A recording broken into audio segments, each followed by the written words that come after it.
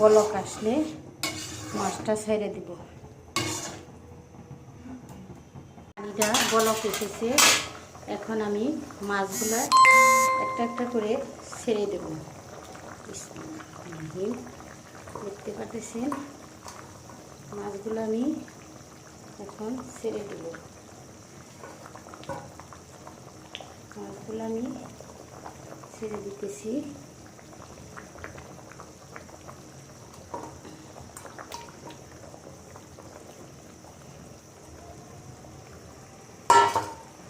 এখন মাছটা জাল হবে।